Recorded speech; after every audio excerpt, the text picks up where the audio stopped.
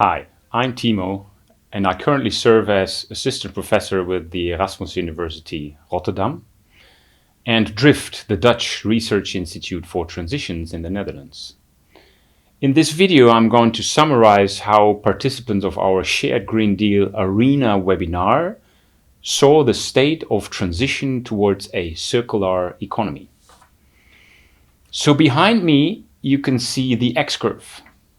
As you can see, the X-curve for the circular economy stream shows that circularity clearly goes beyond the recycling focus.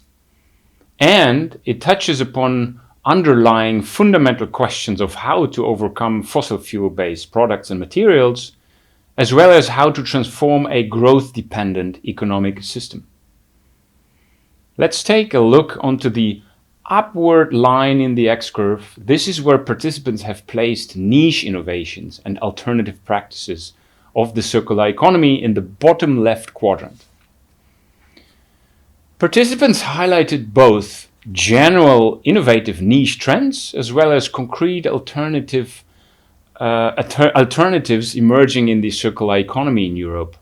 Some of the general trends included the rise of new circular business models, the emerging bioeconomy, as well as opportunities by linking circular innovations with digitalisation trends, such as artificial intelligence or blockchain technology, for example, when we think about digital product IDs.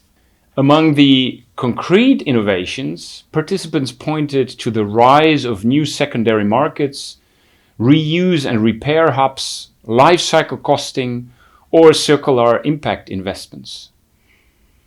Above that niche line, in the top left corner, we see the current, still mostly linear economy regime in Europe.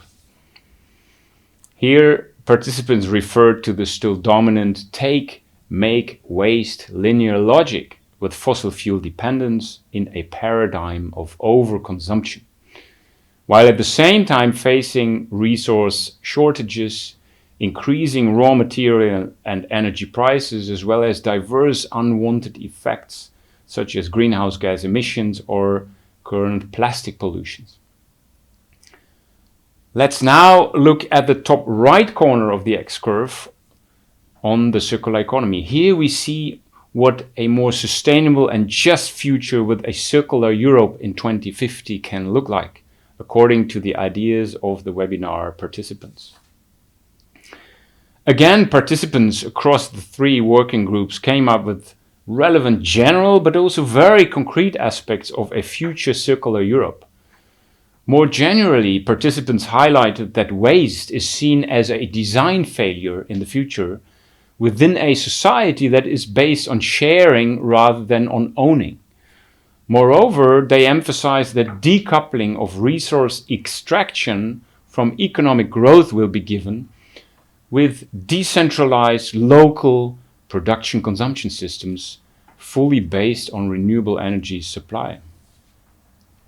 A concrete set of policies being in place was as well mentioned as part of this future vision.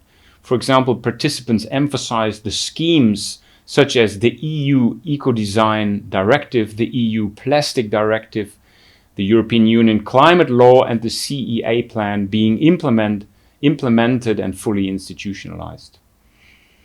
Interestingly, participants also mentioned particular actions that will have manifested, such as having circular economy being embedded into school teaching, or seeing a full standardization of what is actually circular being established.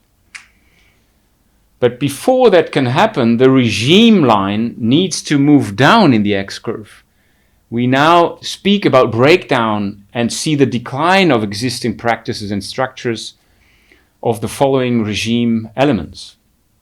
So regarding this bottom right quadrant, participants highlighted the need for phase out of linear construction and building models, the necessity to see non-recyclable or single-use materials to disappear, getting rid of greenwashing on circularity, as well as seeing globalization tendencies to slow down or to regionalize towards shorter supply chains.